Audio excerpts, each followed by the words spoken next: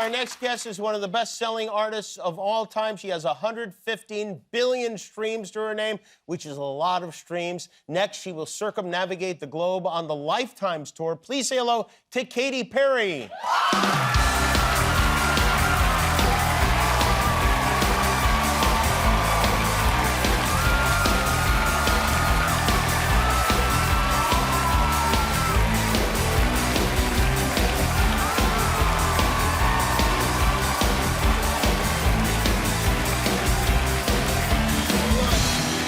Just sat on this chair so many different times. I wanted to feel it. I feel like you're ready to go. You like? I'm ready to go. Yes, you are. You like? I feel there's H-O-T-T. Wow,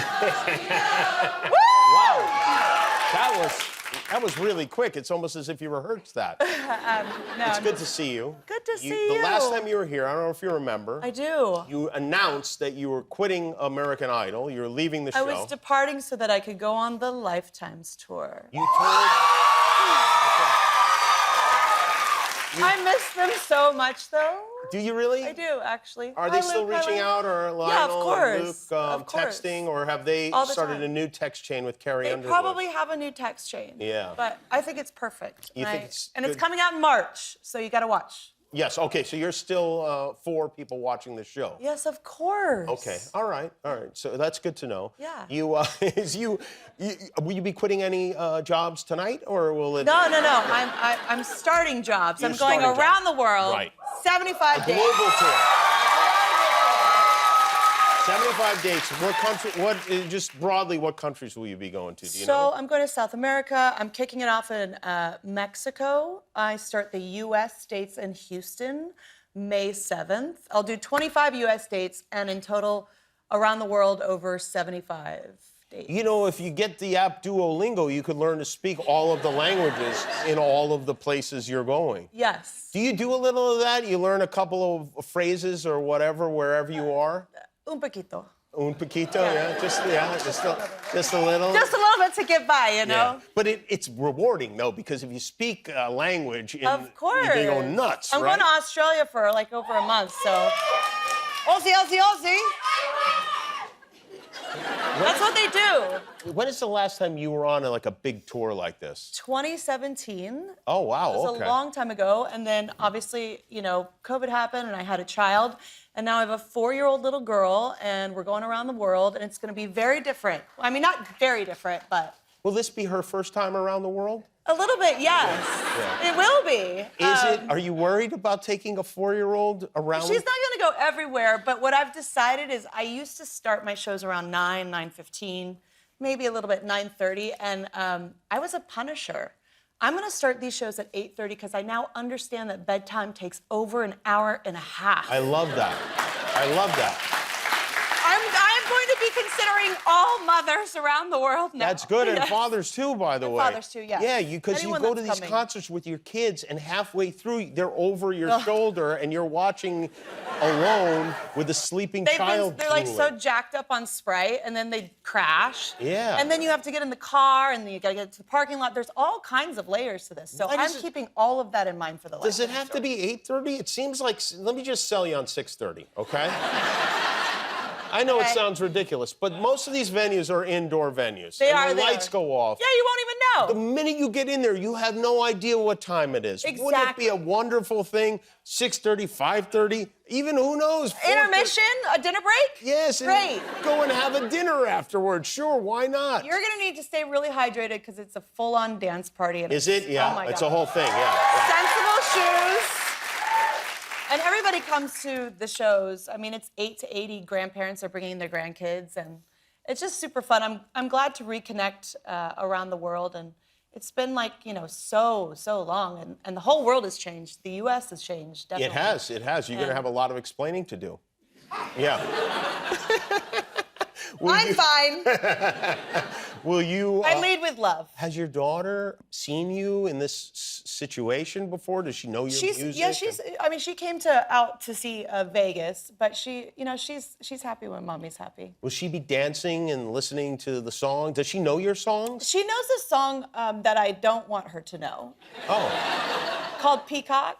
Oh, okay, yeah. Again, this is my karma. I have obviously tortured people with this. She has I got her a Peacock dress at the zoo, and she just dances around and sings that song, and I'm just like, no. Oh, that's funny. That is This really is my funny. penance to pay. How old were you when you went to your first concert? I was 13, I think. I went to see Radiohead. That's your first concert? Wow. Well, it was like my second. My first one was Big Bad Voodoo Daddy. Okay. Wow. But my real one, the one that made the most impression, was going to see Radiohead with my best friend at the time at the Santa Barbara Bowl. I was 13. I looked 18, and they invited me backstage, and my dad said, hell no. Whoa.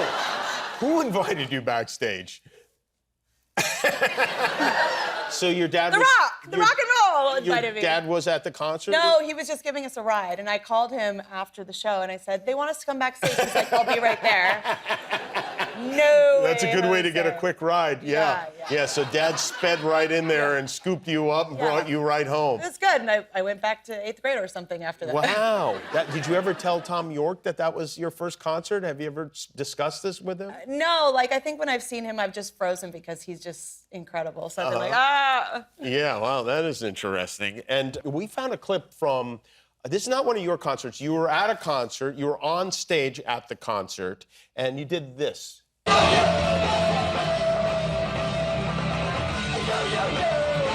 God! That's probably why you got invited backstage. I've actually never seen that clip. I used to stage dive all the time because the first tour I went on was the Warped Tour. Funny enough. But I really went for that one. I've never seen that clip. Flipped over. I did, and I did it purposefully. I feel like if I were to do that again, I would just land on a bunch of iPhones and Androids. Yeah, probably. Yeah, you'd Just probably be all hospitalized over. for quite some time. Yeah. You don't do that ever anymore. No, but we still have the most fun. It's still the wildest shows. I really bring like this, almost like Disneyland on wheels every time I go on tour. It's a whole world. It's super experiential. I have this large stage that goes out and like meets everyone, so everyone around the arena feels very up close and personal. But you will not leap onto anyone's head during the show. I can't promise that. You can't promise that. Tomorrow night is the FireAid Benefit Concert. There are actually 2 concerts going on simultaneously here in LA. Wonderful. Incredible. They've raised a tremendous amount of money. Partly thanks to you. You're performing tomorrow night at the Intuit Dome with Billie Eilish, Earth, Wind & Fire, Gracie Abrams, Jelly Roll, Lady Gaga, Little Baby, Olivia Rodrigo, Peso Puma, Rod Stewart, Tate McRae, Stevie Wonder, and Sting. That is quite a lineup. I'm gonna collect some autographs. Does that make you nervous being with all those people? It makes me so inspired and encouraged, and also I was so inspired in these past few weeks watching community step up in the way that they did, how quickly they organized. It was amazing, wasn't it? It shows that the people have the power. Yeah, and especially when they combine forces and use it in a positive way. It's going to be streaming live in case you cannot go to the concert. It will be streaming live. People can watch. People can make donations. And you can go see Katy on the Lifetimes tour. Tickets are on sale right now all over the world. Katy Perry, everybody. We'll be back with Simple Minds.